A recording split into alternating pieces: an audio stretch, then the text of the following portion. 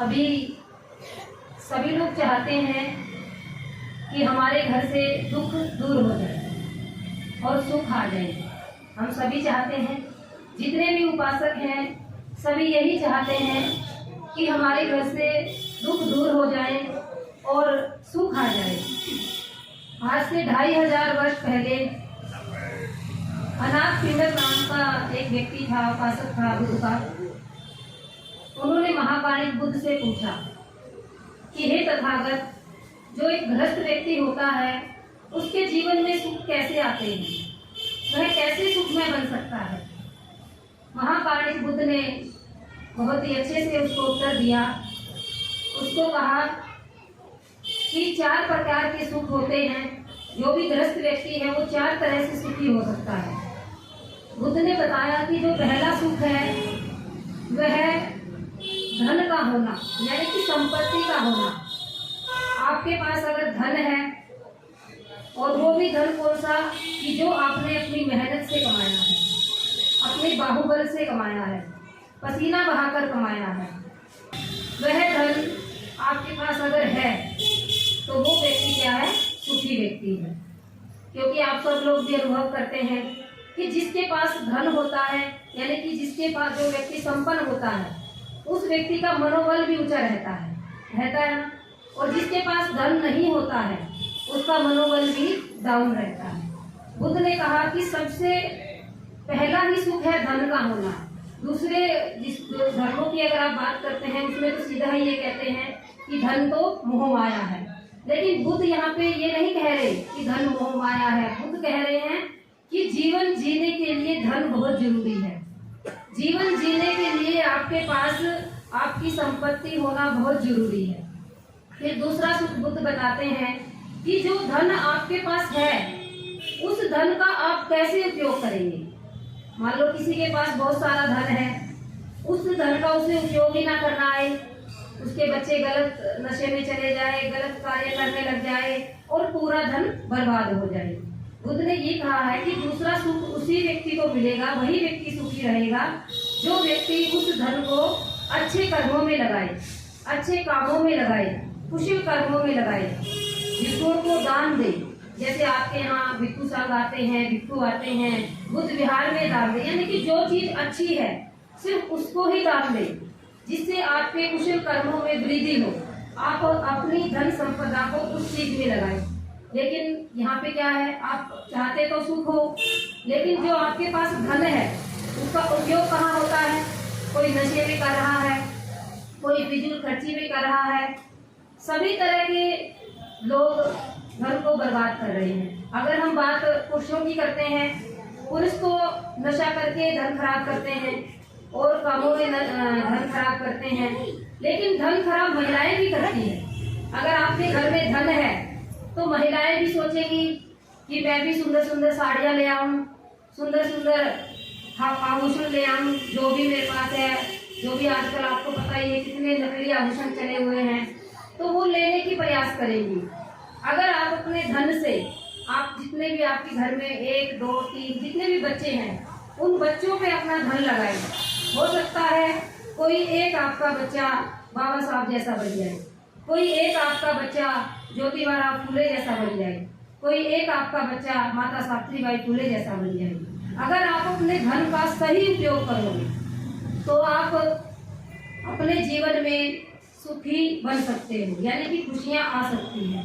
तो हमें बुद्ध की बात मानते हुए जो दूसरा सुख बुद्ध ने बताया है कि धन का उपयोग हमें अच्छे से करना है। और तीसरी बात बुद्ध ने बताई कि वो व्यक्ति सुखी है जिसके पास किसी का कर्ज नहीं है, जिसको किसी का कर्ज नहीं देना है, जो ऋण मुक्त है। अभी आप लोग सभी जानते हैं इन बातों को। अगर किसी का पैसा किसी को देना हो तो उसकी रातों की नींद उड़ जाती है ना। हमें उसके पैसे देने हैं, बार बार फोन आते हैं, फोन बंद करना पड़ता है, फिर वो घर आ जाता है, फिर घर से जाना पड़ता है, फिर घर वालों को कह देते हैं, कह दियो कि वो है नहीं है। तो मतलब हम कितना ज्यादा वो करते हैं जब हमें किसी का पैसा देना होता है। और पैसा अगर नहीं कर्ज लेंगे तो काम कैसे चलेगा। आप लोग ये कहोगे कि बनते जी अगर हम कर्ज नहीं लेंगे तो घर में बच्चा पैदा होता है, घर में बच्चों की शादियां करनी है, घर में कोई जब खत्म हो जाता है जब भी कर्ज लेना पड़ता है, क्योंकि कर्ज लेके किसी के घर में, अगर मान लो आपके बच्चे की शादी करनी है तो किसी के घर में नहीं है कि 2 लाख है, 5 लाख है, तुरंत शादी कर दी। सब कर्ज लेकर के करते हैं। लेकिन बुद्ध ने आज से 2500 वर्ष पहले ये बात कही कि जो व्यक्ति ऋण मुक्त है, और बुद्ध ने ये कहा कि ऋण मुक्त आप हो भी सकते हो। आप अपनी सारी परंपराओं को बदल दो। जन्म से लेकर के मृत्यु तक जो अभी तक आप परंपराएं निभा रहे हो, जो अभी तक आप ये हिंदूवादी परंपरा में अपने बच्चे का जन्म होता है, उसका जो भी आप पूजा पूजन करवाते हो, जो भी होता है, वो लेन देन खत्म कर दो। सीधा सा बुद्ध विहार में जाओ, भंते जी से संपर्क करो किसी से भी, और कहो भंते जी मेरे बच्चे का नामकरण करना है। बच्चे का नामकरण हो जाएगा बुद्ध रीति से। उसके बाद में अगर आपका बच्चा शादी लायक है तो शादी के लिए भी आपको खर्च करने की जरूरत नहीं है। आज हम इस कमरे में बैठे हैं, इस कमरे में भी शादी हो सकती है। ये तो छोटा ही है अम्बेडकर भवन का कमरा, इसमें भी शादी हो सकती है। और लेकिन हमारे आगरा में तो इतने बड़े बड़े बुद्ध विहार बने हुए हैं कि आप किसी भी बुद्ध विहार में जाकर के अपने बच्चे की शादी कर सकते हो। और भिक्षु को बुलाओ, उपासक को बुलाओ, किसी को भी बुला करके आप शादी करवा सकते हो। लेकिन क्या हम लोग ऐसा कर रहे हैं? अगर हम बुद्ध की बातों को मानते हैं और अच्छे से मानते हैं तो जरूर हमारे जीवन में सुख आता है। तो अगर आज आप लोगों ने इन 3 बातों में से एक बात को भी मान लिया कि हम अपने बच्चे का नामकरण बुद्ध विहार में कराएंगे, हम अपने बच्चे की शादी बुद्ध विहार में करेंगे, हम जब हमारे घर में चाहे कोई बुजुर्ग गुजरा है, चाहे कोई भी गुजर जाए, कोई भी खत्म हो जाए, तो उसकी अस्थियां लेकर के गंगा में नहीं जाएंगे, कहीं भी नहीं जाएंगे। हम बौद्ध रीति से उनका शांति पाठ कराएंगे और अस्थियों के ऊपर पेड़ लगाएंगे। जब हम अपनी सारी इन रूढ़िवादी परंपराओं को बदल लेंगे तो हम बुद्ध के बताए मार्ग पर चलने लगेंगे। और जैसा बुद्ध ने कहा है, आप ऋण मुक्त भी हो जाओगे। और ऋण मुक्त होने के बाद में आपको लगेगा कि हाँ, मुझे किसी का कुछ नहीं देना। तो तीसरा सुख बुद्ध ने ये बताया।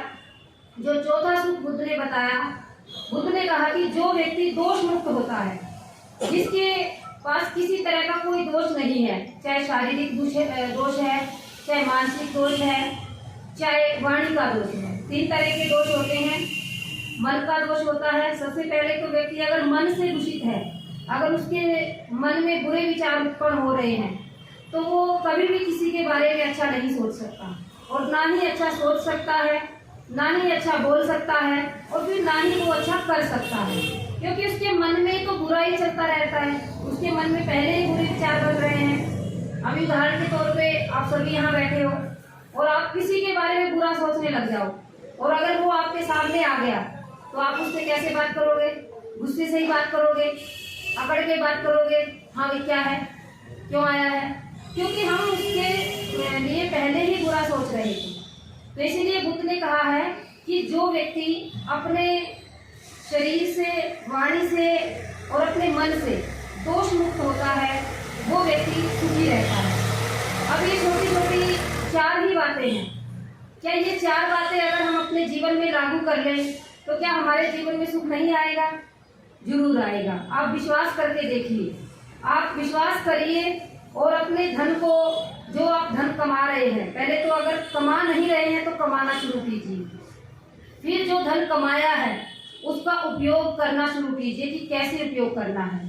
फिर उसके बाद में जो कर्ज से जो भी सारी चीजें होती हैं उनको बंद कीजिए। फिर उसके बाद में अपने आप को निर्मल बनाना आरंभ कीजिए, अपने मन को निर्मलता की ओर लेकर आइए। जैसे ऐसे ऐसे कार्यक्रम आप हर संडे को करवाए, अपने घर पे भी आप भिक्षुओं को बुला सकते हैं। जरूरी नहीं है कि आपको सिर्फ भोजन पे ही भिक्षुओं को बुलाना है। आप जब भी घर में समय हो, आप कभी भी भिक्षुओं को घर में बुला सकते हैं, हमें बुला सकते हैं, जो भी। क्योंकि आज देखिए महिलाएं बिल्कुल कम संख्या में हैं, सभी पुरुष हैं। हालांकि सबके घर में महिलाएं होंगी, पत्नी भी होगी, माँ भी होगी, बहन भी होगी, सब है। लेकिन हमारे समाज में एक चलन है कि वो बुद्ध विहारों में नहीं आती हैं। क्यों? क्योंकि इसका कारण भी हो सकता है, उनको घर के काम रहते हैं, घर में बहुत सारा काम है, बच्चों की जिम्मेदारियां हैं, और कुछ रुचि की बात होती है, रुचि भी नहीं होती है, सोचते हैं तुम ही जाओ, मैं क्या करूँगी जा करके। और कुछ पुरुषों की भी इसमें भागीदारी है। अगर पुरुष सोचे कि चलो हम दोनों चलते हैं, आके काम कर लेना, तो भी महिलाएं आ जाएं। इसीलिए अगर महिलाएं हमारे पास नहीं आ रही है तो ये आप है कि आप हमें अपने घर की महिलाओं से मिलवाओ, ताकि हम उनसे बात करें, उनकी जो कि मन की पीड़ा है उसको जानें और हम उनको धर्म तक लेकर आएं। क्योंकि जब तक किसी भी समाज में, बाबा साहब ने कहा है कि अगर किसी भी समाज की महिलाएं, उनकी स्थिति बुरी है तो उस समाज की कभी प्रगति नहीं हो सकती। और हमारे समाज की, बहुजन समाज की प्रगति इसीलिए नहीं हो पा रही है क्योंकि हमारे समाज में महिलाओं की स्थिति बहुत खराब है। अगर हम महिलाओं से नहीं मिलेंगे, नहीं उनसे बात करेंगे तो वो धर्म को नहीं जान पाएंगी, और अगर धर्म को नहीं जान पाएंगी तो वो हमेशा बाबा साहब से भी दूर रहेंगी और धर्म से भी दूर रहेंगी और दुखों में हमेशा अंधकार में फंसी रहेंगी। मैं यहाँ रहती हूँ त्रिलोक्य बुद्ध विहार में। शाम के समय बहुत बच्चे आ जाते हैं। हर रोज उन बच्चों से कहा जाता है अपनी मम्मियों को 6 बजे बुद्ध विहार में लेके आओ, वंदना का समय होता है। वो कहते होंगे घर जाके बच्चे सीख गए हैं सब कुछ, लेकिन कोई भी किसी की माँ बुद्ध विहार में नहीं आती और बिल्कुल दरवाजे के आगे बुद्ध विहार है। तो इसीलिए महिलाओं को लाना बहुत जरूरी है। आप सब इसमें प्रयास कीजिए। सभी महिलाओं की भी जिम्मेदारी है जो उपासिकाएं आई हुई हैं, उनका बहुत बहुत साधुवाद कि आप अपना समय निकाल के आए। और दूसरी बात, जब बुद्ध विहार में आओ तो पर्दा करके मत बैठा करो। जैसे आगे ये बैठी है उपासिका जी, ऐसे बैठा करो। अगर पर्दा करके बैठोगे, भिक्षु आपके सामने बैठे हैं और भिक्षुओं से आपने पर्दा किया हुआ है, तो कैसे आशीर्वाद लोगे आप? भिक्षु कैसे आपको आशीर्वाद देंगे? तो इसीलिए जब भी बुद्ध विहार में आओ, वैसे तो पर्दा करना ही नहीं चाहिए, ये हमारी परंपरा नहीं है। पर्दा करना दूसरों की परंपरा है। हमारी परंपरा में तो अभी आप नारा लगा रहे थे, बौद्ध धर्म की क्या पहचान? मानव मानव एक समान। तो जब अगर मानव मानव एक समान मानते हो तो महिलाओं और पुरुषों में भेद नहीं होना चाहिए। जैसे पुरुष बैठे हैं बिल्कुल निडरता से, ऐसे ही महिलाओं को भी बैठना चाहिए। महिलाएं देखो उधर दीवार में घुसती जा रही है, अब दीवार थोड़ा हट जाएगी। तो इसीलिए हम लोगों को भी निडरता से बैठना चाहिए। ये भी सारे आपके ही बच्चे हैं, आपके ही बुजुर्ग हैं, आपके ही घर के रिश्तेदार हैं, पड़ोसी हैं, सारे आपके ही तो हैं। ये आप क्यों इनसे भी कोई भी दिख जाएगा ऐसे करेंगी? तो इस चीज को आप छोड़िए। और जो बुजुर्ग बैठी हैं माताएं, अगर आप छोड़ेंगी तो जो बहुएं हैं, जो बेटियां हैं, वो छोड़ेंगी। इसीलिए जो धर्म का मार्ग है वो बहुत ही सुंदर मार्ग है। आपको धर्म के मार्ग पे चलना है। इन्हीं शब्दों के साथ सबका मंगल हो, सबका